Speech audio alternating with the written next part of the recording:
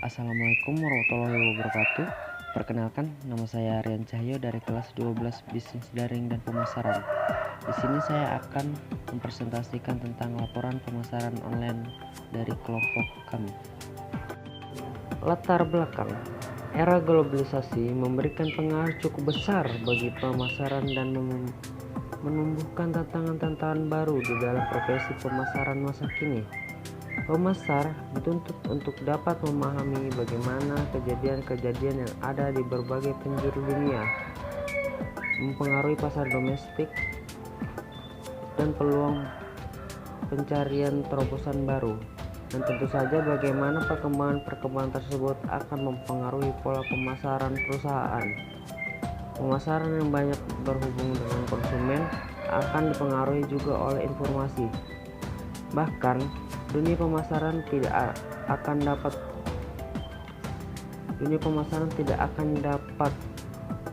bila tanpa ada informasi, apapun bentuk informasi tersebut. Apalagi sekarang telah terjadi pergeseran pemasaran dari pemasaran tradisional atau offline ke pemasaran modern. Pemasaran seperti halnya dengan ilmu pengetahuan, bersifat dinamis dan selalu mengalami perubahan. Perubahan dalam dunia pemasaran merupakan satu keharusan lantaran dunia bisnis sebagai induk dari pemasaran terus-menerus berhubungan menyesuaikan diri dengan kemajuan zaman.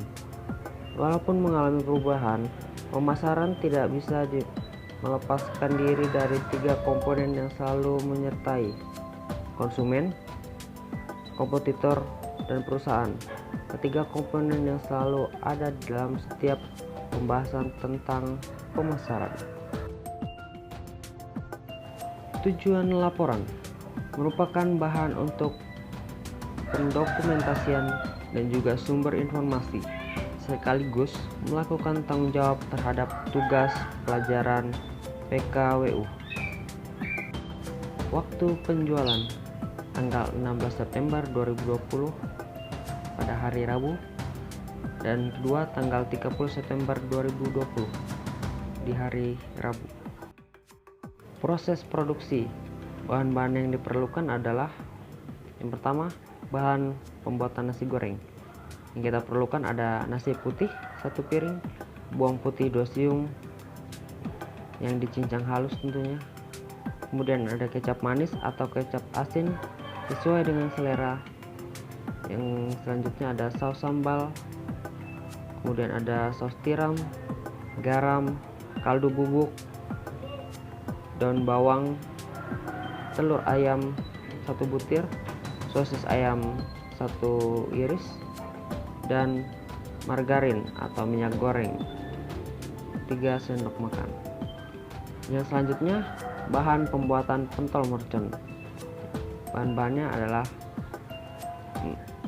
1000 gram daging ikan, 1000 gram terigu, 200 ml air panas, 250 gram tepung tapioka, 1 telur,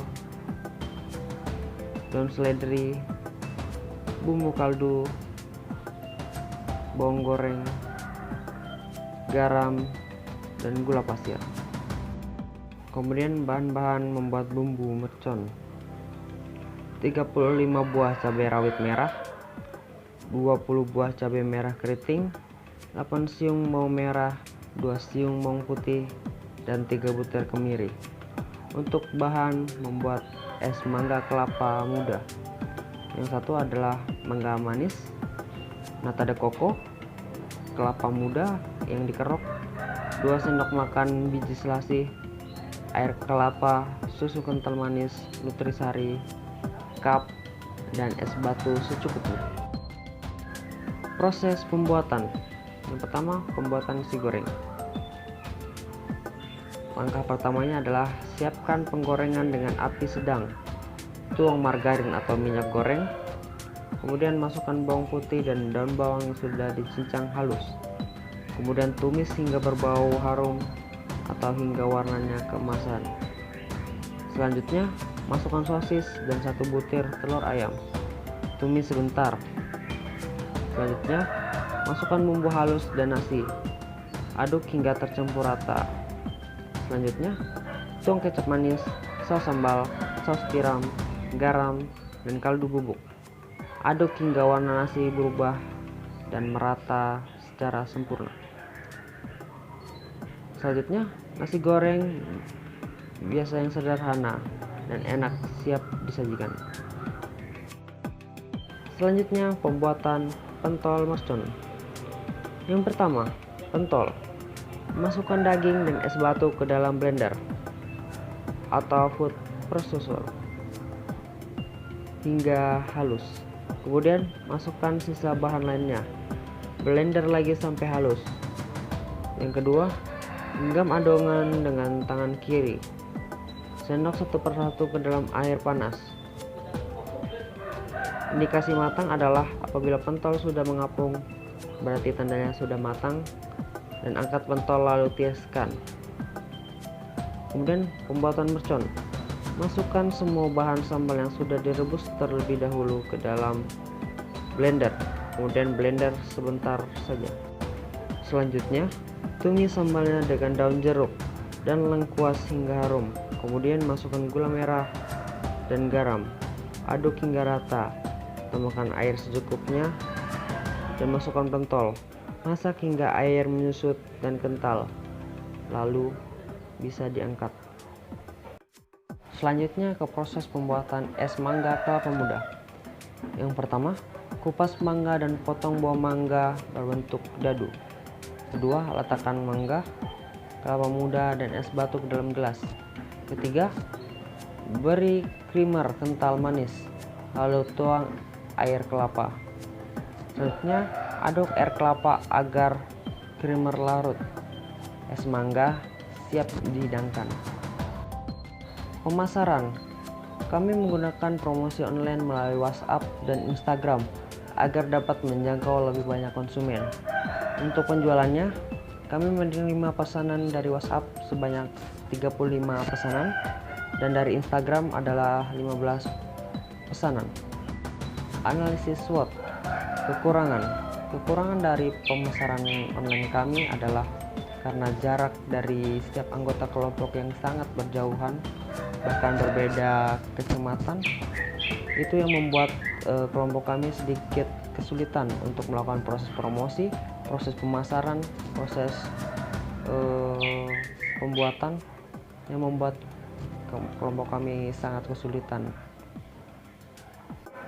Kelemahan dari kami adalah stok makanan yang terbatas, karena memang dari awal tadi karena kelompok kami sangat kesulitan dalam proses produksi karena setiap anggotanya sangat berjauhan, jadi kami menyediakan stok sangat terbatas. Kami bagi di setiap daerah sangat sedikit yang kami buat. Peluang dari 3 produk yang kami pasarkan, 3-tiganya mendapatkan respon yang sangat baik karena mungkin menu kami yang sangat menarik dan jarang ditemukan. Jadi itu menjadi peluang usaha kami untuk cukup berhasil. Laporan keuangan. Permodalan. Modal yang diperlukan adalah 100.000 untuk 1 kali praktek. Penghitungan laba rugi. Total pendapatan adalah 325. APP adalah 10.000. Laba kotor adalah 315.000. Untuk EBIT 325.000. Modal 100.000 dan laba bersih adalah 225.000. Kesimpulan.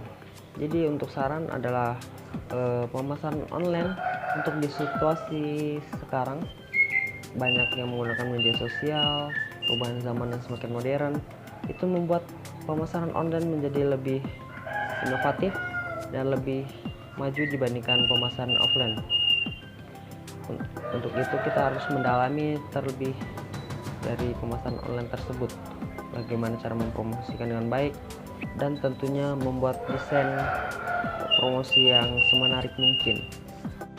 Sebagai distributor, Melalui pemasaran online harus mengetahui dan memahami cara mendistribusikan produk atau jasa melalui jaringan internet, tapi harus mengetahui terlebih dahulu dasar-dasar dan teknik untuk melakukan pemasaran melalui internet.